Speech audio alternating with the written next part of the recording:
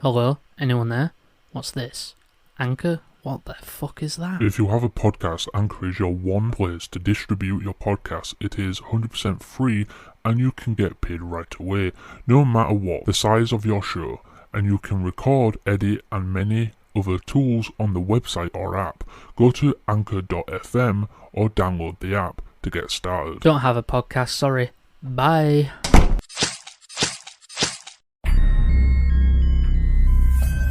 This episode is brought to you by the Slash and Cast Podcast Network. Learn more at slashandcast.net. Whatever you do, don't fall asleep. Have you checked the children? I am the devil, and I am here to do the devil's work. We all go a little mad sometimes. Hi, I'm Chucky. Wanna play? Boogeyman is real, and you found him. Don't you blame the movies! Movies don't create psychos! Movies make psychos more creative! Hey everyone, welcome back to the Slash and Cast Podcast. We talk horror and nothing but horror, brought to you by the Slash and Cast Podcast Network and our YouTube channel, Social Media. I am one of your hosts, Slasher. And I'm your other host, Tyler. And hey guys, welcome to another episode of the podcast. And today, guys, we are continuing our read-throughs of the Halloween franchise with Halloween 2. Yay. I watched this the other day in preparation for this episode. Yeah, I have not watched the Halloween movies in ages, so it's quite a modern take for me. Yeah. My experience. I think I started last time, so it's your go. Yes. Oh, if you don't know how this works, if you're new here, we find a wiki on fandom or something, and we read through the plot of the film. Because normally these are very extensive. Yeah, that's pretty much the Okay. gist of it. Yeah, let's get Whoa. started. Laurie Strode instructs Tommy Doyle and Lindsay Wallace to seek shelter with Joe Mackenzie. After they leave, Michael Myers rises and moves towards Laurie. Dr. Sam Loomis, as he watches... This part of the film is just a recap of last first film. Yeah. Screaming, running out of the house, bursts into the house and shoots Michael in the chest 6 times. Myers I shot him 6 times! Towards the outside balcony and tumbles to the ground. Loomis goes to inspect the body, but Michael has disappeared. A neighbour comes out to see what all the noise is about, and Loomis tells him to call the police. Michael, meanwhile, continues to stalk the neighbourhood. He walks into the home of Mr. and Mrs. Elrod, but neither of them seem to notice him. Stealthily, he takes a butcher's knife. I just realised something. What? Mr. Elrod is a character, that's a reference. In 2018, there's a guy who won it in 2018 film. There's a guy who this teenager mistakes as Michael, but mistakes Mr. Elrod for Michael. I think it's Mr. Elrod. So he shouts, "Sorry, Mr. Elrod." He does. Like I said, Reference. I haven't watched it in ages. Reference. Love my references. By the way, I am eating a chocolate egg before anyone else. You're not supposed to be eating during the pod.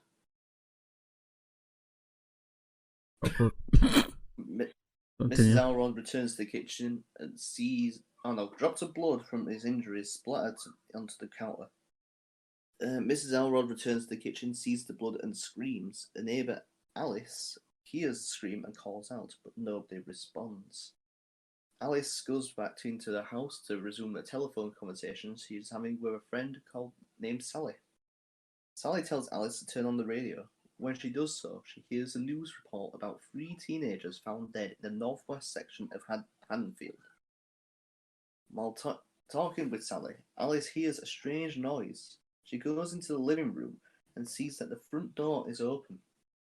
Suddenly, Michael Myers appears from behind her and stabs her in the chest with the knife. Back at the Doyle house, police and medics converge onto the scene. 2 EMTs strap Laurie Strode to a stretcher and bring her out to the ambulance. She keeps mumbling that she doesn't want to be put to sleep. They bring her to Haddonfield Memorial Hospital. The nurses call in Dr. Frederick Mixter, whom they suspect has been drinking at the country club. and he administers a shot to Laurie. She continues to protest, but they go unheard.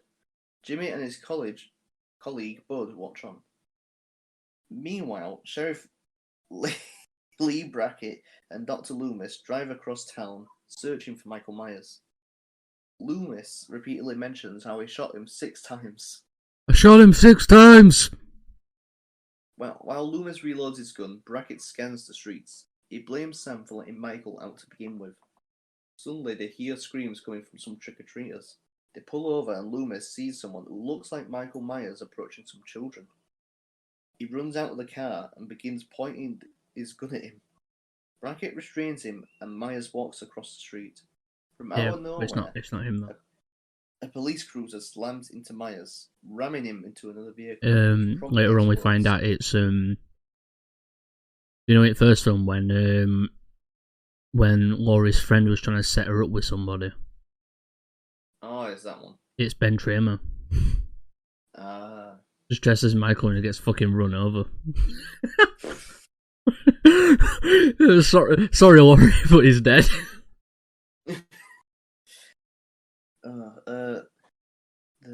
Brackett asks Loomis if it was Myers, but Loomis isn't sure.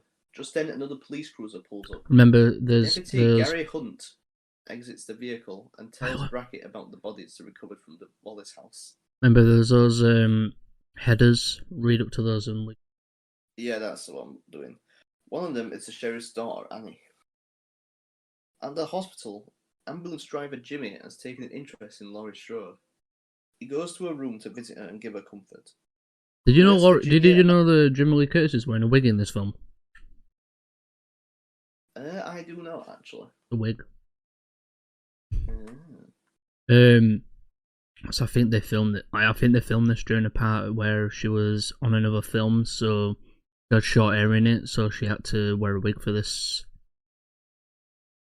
I believe so, anyway. I actually didn't know that. I think it is this one where she is wearing a wig. Well, I reckon. Nurse Virginia Alves comes into the room and tells Laurie that Dr. Mixter is going to wait until tomorrow before applying a cast to her injured ankle. Stating that Laurie needs some rest, she tells Jimmy to leave the room. Jimmy's partner, Bud, comes in and tells him that they need to leave. A call just came in. Meanwhile, news crews and police cruisers surround the Wallace residence. Sheriff Brackett stops in to identify the body of his daughter Annie. Again, he blames Loomis for letting Myers out. He leaves to go tell his wife. Loomis speaks with Deputy Hunt and asks him to confirm whether the body was struck by the police vehicle was actually Michael Myers.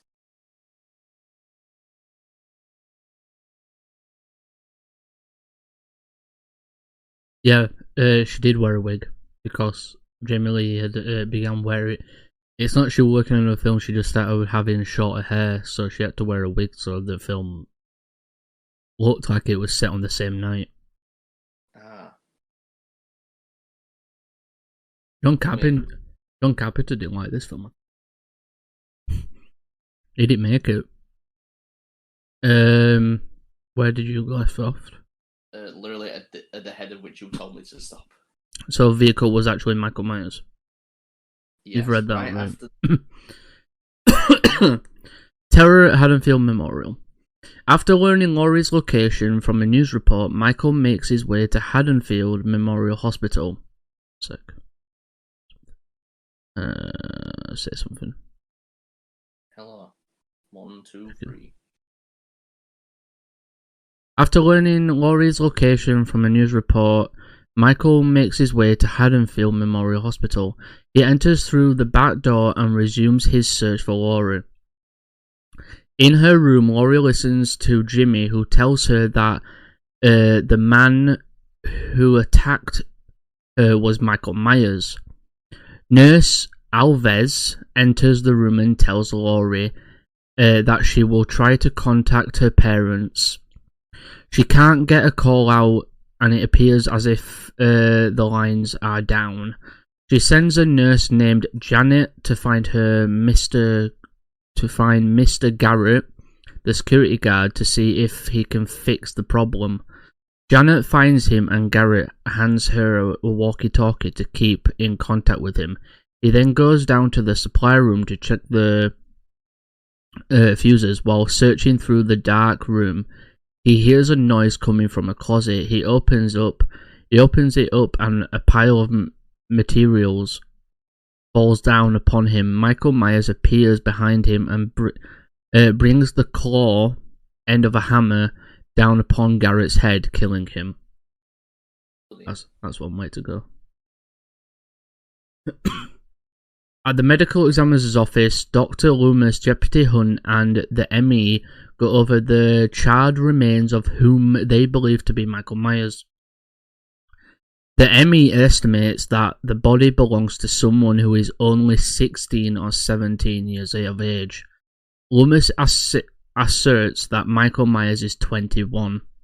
Leaving the office, they learn about a fracas taking place at the Myers house. Arriving on the scene, they find a group of townspeople angrily throwing rocks at the windows and shouting. Two boys approach the men. They are looking for their friend Ben Tramer. He was supposed to meet them after a party but never arrived. After hearing Tramer's description, Loomis and Hunt deduce that the body in the morgue actually belongs to Tramer.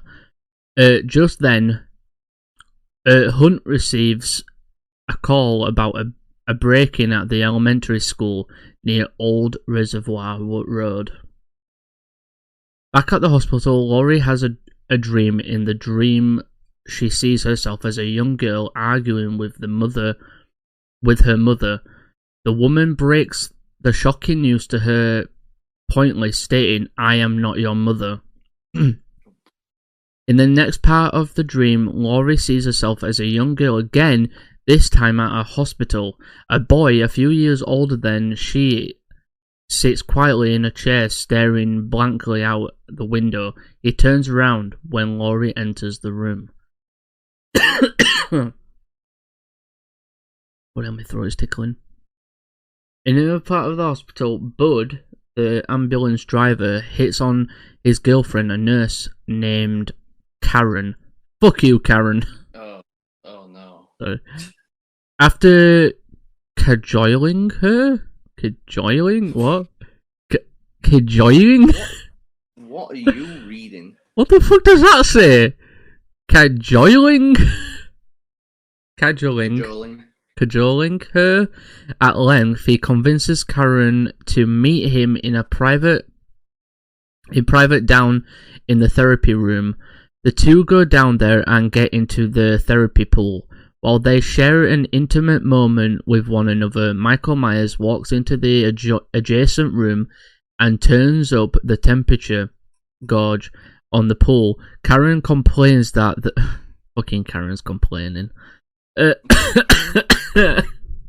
Complains that the water is too hot and asks Bud to adjust the temperature. He gets out and goes into the other room. Michael leaps at him from behind. Shut up. From behind and strangles him with a garrote wire. He then enters the therapy room and stands behind the unsuspecting Karen. Karen senses Michael behind her, but thinks that it is Bud. She takes his hand and begins kissing it. When she finally turns around, she sees that it is not her boyfriend at all.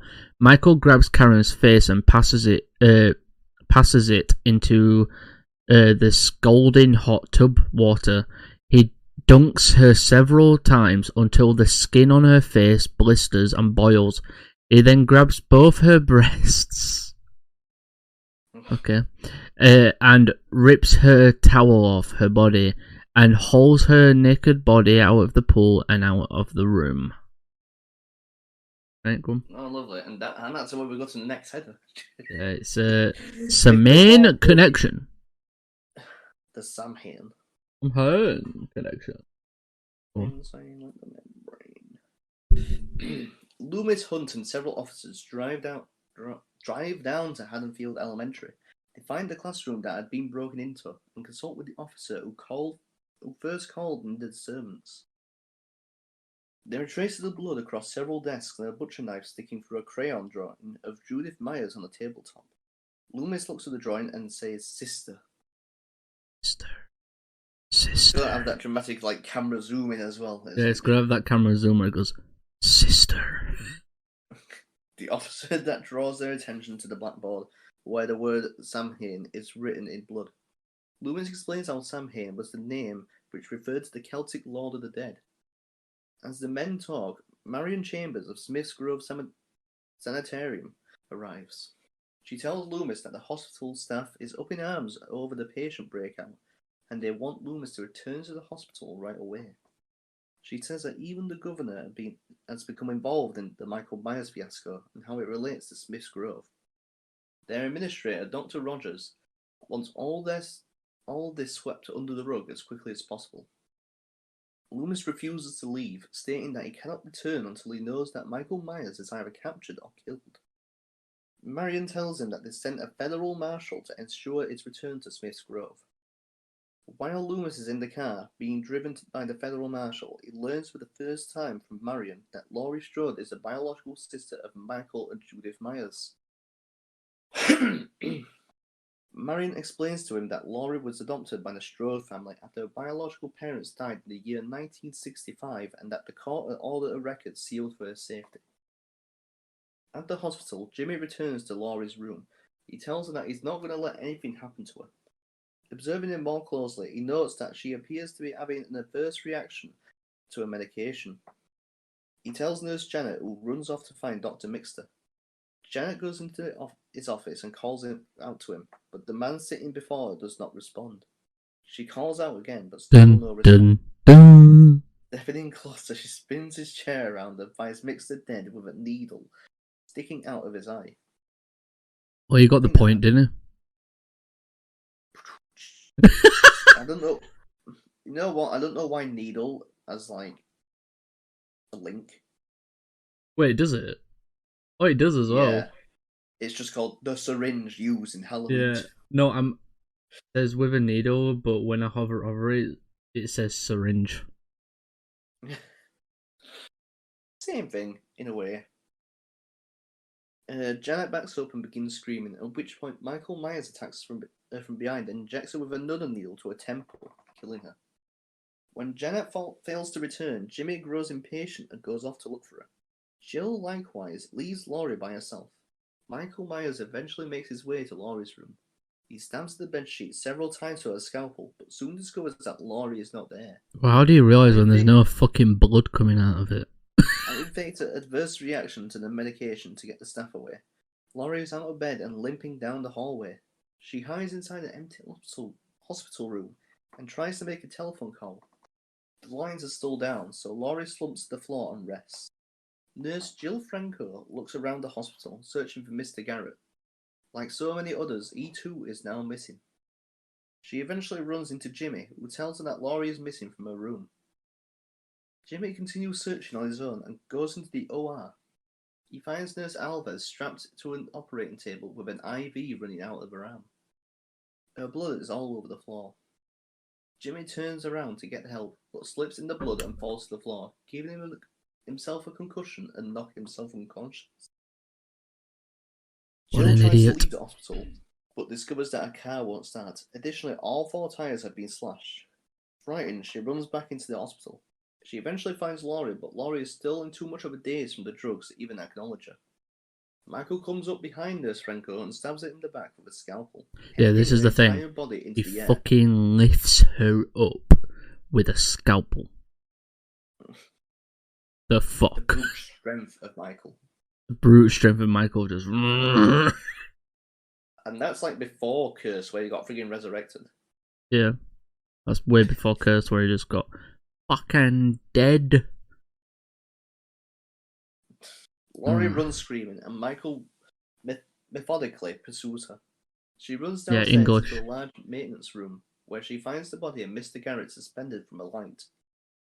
Michael presses onward, and Laurie manages to find a small access window into an adjacent room and wiggles through it. Michael slashes at her with a scalpel, but Laurie evades the swipes. Michael eventually gets into the other room and Laurie runs into a service elevator. He continues to follow her, but Laurie manages to make it to the ground floor and runs outside. She takes shelter inside of an empty vehicle. Family Ties is the name of it. Family Ties. We're almost there, actually. We're almost at the end. Oh, nice. Television version. The fuck? Right, I'll get to finish it then. There's a quote here from Samuel Loomis as well. Semaine isn't evil spirits, it isn't goblins, ghosts or witches, it's the unconscious mind. We're all afraid of the dark inside ourselves. Fucking mood. Meanwhile, Dr. Loomis lives with Marion Chambers and the Marshal. Marion tells him about a special file regarding Michael Myers that was released by the governor. However, after the events of this evening, the governor has authorized Dr. Rogers of Smith's Grove to open it. Marion tells Loomis that Laurie Strode is Michael Myers' sister. Things suddenly begin to make sense to Loomis. He knows that Michael is deliberately targeting Laurie Strode. Specifically, he asks the marshal to turn the car around, but the man refuses, furious with desperation. Loomis pulls out his revolver and shoots out the car window. The marshal obeys Loomis and turns the car around. Back at the hospital, Jimmy finds Laurie in the car. He tries to start the vehicle, but the engine won't turn over. Suddenly, Jimmy passes out. Laurie crawls out of the car just as the marshal's vehicle arrives. She tries to call out to Dr. Loomis, but her voice is too hoarse, and they cannot hear her. Michael Myers... it's not spelled like horse, but I know. it's not horse. Michael Myers appears in the parking lot and begins walking after the weakened Laurie. Laurie manages to make it inside the hospital and Loomis opens fire on him and Michael collapses. Loomis orders Marion to go back out to the marshal's car and radio for help. The marshal leans over Michael Myers, who instantly springs up, slitting the marshal's throat with a scalpel. He gets up and begins walking towards Loomis and Laurie, who promptly run for safety. They sequester. Fucking hell. Let me do. They sequester. Where the fuck, you know? Jesus, I'm Safety. just They false word for you. sequester themselves. Sequester themselves inside of a room, and Loomis gives Laurie a gun. Michael breaks down the door and Loomis opens fire on him. He discovers to his horror, however, that he is out of bullets. I shot him 6 times! Michael stabs him in the... 7 times. I shot him 7 times! He didn't die! In the stomach with his scalpel. Michael steps toward Laurie, but stops and tilts his head when she says his name. Before walking towards her again, Laurie shoots Michael twice, seriously injuring his eyes. Loomis, though bleeding... I'm frozen. Who? You did for like a fair 5 seconds. What was the last thing I said? All I remember is you saying shot him 8 times, 7 times. He's still not dead. When she says his name, however, so where we were was when he was saying that he's run out of bullets. Yeah. Right. Laurie passes Laurie a gun. Michael breaks down the door and Loomis opens fire on him. He discovers to his horror that he is out of bullets. Michael stabs him in the stomach with a scalpel. Michael steps toward Laurie, but stops and tilts his head when she says his name. Before walking towards her again, Laurie shoots Michael twice, seriously injuring his eyes. Loomis, though bleeding, manages to get up and begins loosening the valve on a canister of either ether. Laurie takes his.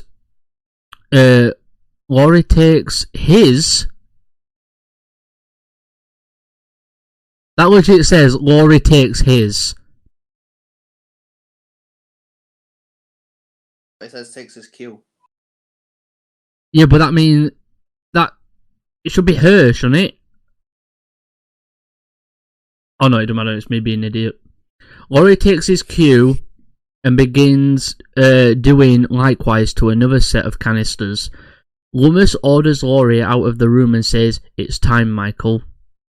He lights his lighter, blowing up the surgery room in the process, and eventually immolating them both in the fire. Michael, engulfed in flames, stumbles out of the room before finally collapsing dead. At daybreak, Laurie is loaded onto an ambulance, having visions of Michael's burning body as she is driven off to safety. What? You kept freezing. Well, for me, you're freezing now. No, we'll see how the video loads when it comes to it. My voice might be picked up because I'm voicing. It's only yours being recorded with my thing. I don't know. It's cost me internet. My fucking stepdad's moved our internet box, and it's been messing up since. We'll blame you then, because it's definitely not my fault. Right. So yeah, the television version, apparently, many of the scenes are time compressed for TV. An extra scene was fucking added. Yeah, mainly because the graphic violence and gore was edited that way. Yeah, one thing as well, guys. In the film as well, there is a scene. Do you know that whole story about like the fear of Halloween candy having like razors in it? Yeah. There is one scene where you see a kid with his mum and he's got a razor blade in his mouth. Oh. And he's taking her to she's taking him to hospital. That's interesting. And all the doctors say, "We'll be right with you." He's got a fucking razor blade in his mouth. What are you on about? Be right with you. Oh dear. So yeah, guys. What would you rate this film? What did you think, Tyler? It wasn't too bad. It was a nice follow one. I'll give it a 7 because I think I gave the other one an 8. Because I think you gave the first one a 9. So I'll give it a 10. What? I thought you said you didn't like it. What, first one? No, the second one. No, I meant first one. I gave it forget first one a 10. Didn't I? No, you get it a 9. Give it a 10. I remember giving it a 10. No, you get it a 9 because I said, wait, I thought you get it. Yeah, I swear I get it a 10. No, you get it a 9. Oh, okay. I remember it was only last week. But yeah, I'll give this one probably an 8. It's a nice sequel. Yeah, it's a nice continuation. But yeah, guys, that's been today's episode. That'd be part 2 of Halloween read-throughs and shit. I'm betting with how many fucking films there is in this franchise, we'll probably hit 70 videos. Yeah, next week will be Halloween Part 3, which does not feature Michael Myers. Well, it does in a cameo. A cameo, but it's unrelated to the it's in. I think it's in a bar or something, and on the TV is the first film. Breaking the fourth wall. Mm. Right, guys, I'm going to end this episode here. Don't forget to like, comment, share, subscribe, and all that good stuff. And go to link store to go to our link tree down below. Follow us on all our social media. Support us on Patreon if you'd like to. Also, guys, I'd like to announce that Slash and Cast have a Blu-ray run for their Friday 15th fan film. I have backed it. So if you want to get a Blu-ray of Fall Camp Blood Friday the 13th fan film.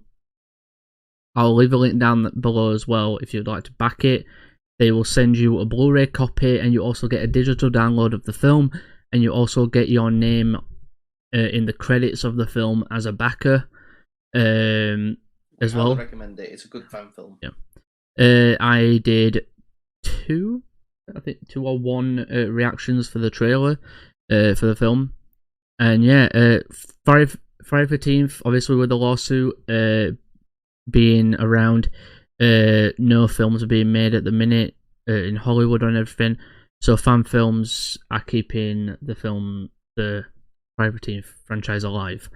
So other than that, hope you guys enjoyed. I'm going to link down below, and I'll leave that Indiegogo campaign for Slash and Cast down below. Remember, this podcast is brought to you by the Slash and Cast Podcast Network and our YouTube channel, Social Media. And I hope you guys enjoyed. And remember, keep on slashing, keep watching horror. I have been your host, Slasher. I've been your other host, Tyler. And this has been Slasher Cast. We talk horror, nothing but horror. And we'll see you guys next time. And remember, we'll see you guys next time. Whatever you do, don't fall asleep. Have you checked the children? I am the devil, and I am here to do the devil's work. We all go a little mad sometimes. Hi, I'm Chucky. Wanna play? Boogeyman is real, and you found him. Don't you blame the movies? Movies don't create psychos. Movies make psychos more creative.